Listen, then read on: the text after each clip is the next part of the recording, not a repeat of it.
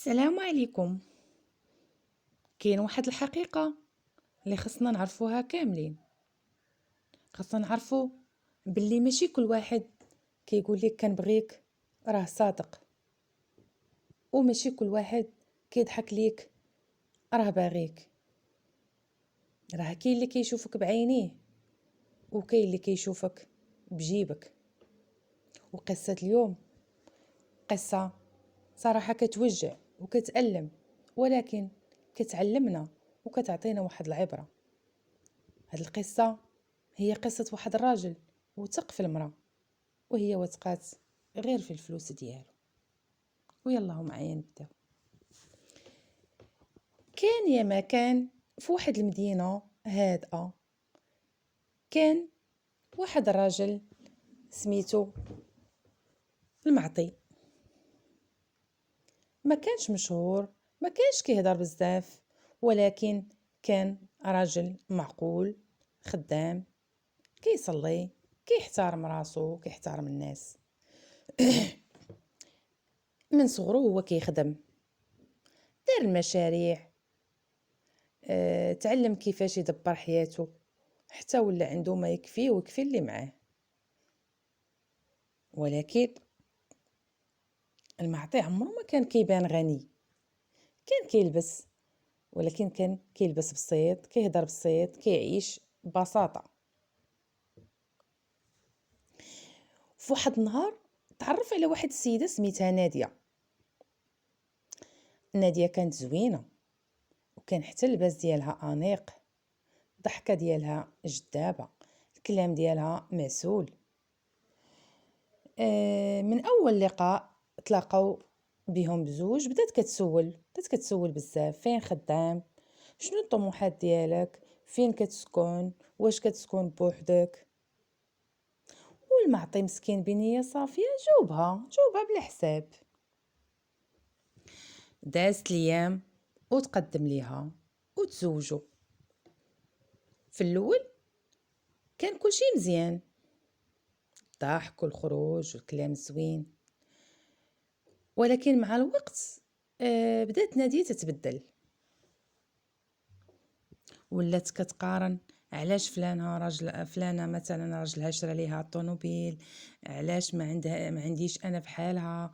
يعني بدات كتقلق على اتفه الاسباب، ولات كتحسب يعني تحسب بها بالفلوس بزاف، وكتغضب مثلا الا ما خداتش الفلوس بزاف، والا ما صرفاتش، والا ما جاواش الهدايا.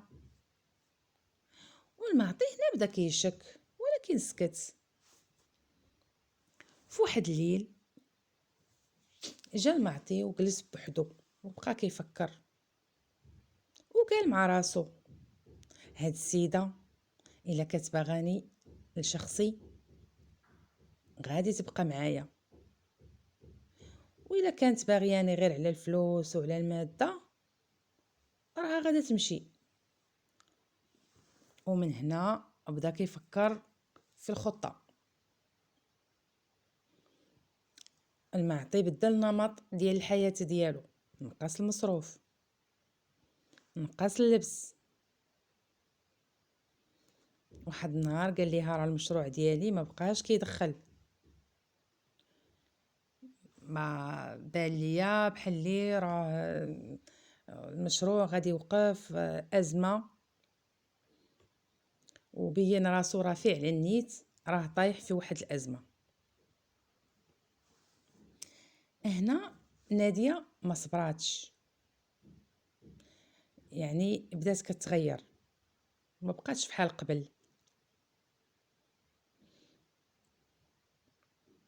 يعني بدات كتهضر، والهضره ديالها ولات بارده، ولات قاسيه. حتى جا النهار اللي يعني حيدت داك القناع وقالت لي: بصراحه انا ما نقدرش نعيش بحال هكا. انا صراحه غلطت ملي تزوجتك. ومشات في حالاتها، يعني مشات.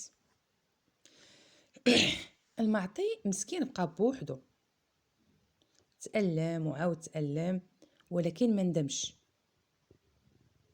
قال: الحمد لله ملي عرفتها بكري، باقي ما درنا الاولاد، الأوتاد.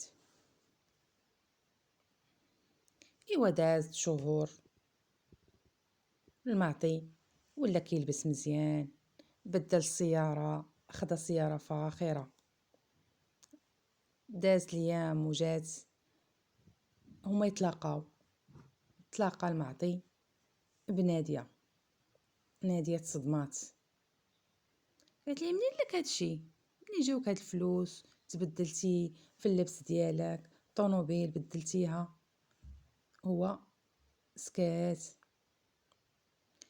وجاوبها بهدوء، قال لها هاد الفلوس هما دوك نفسهم، دوك الفلوس اللي كنتي باغياني غير عليهم. بقات كتشوف فيه، هو يشرح ليها كل شيء، ها شنو دارت وها شنو دارت وها شنو دارت. نادية بقات كتشوف فيه، كتبكي وكترجى فيه. ولكن المعطي قال ليها راه بعض القلوب الا تخسرات ما كتعاودش تصلح. ومشى في حالاته، يعني قال لها غير هاد الكلمات ومشى في حالاته. يعني هنا كلشي سالى. الطمع هي اللي كانت باغياه ما وصلتش ليه، حيت ما كانتش دايره واحد النيه صادقه. فهاد القصه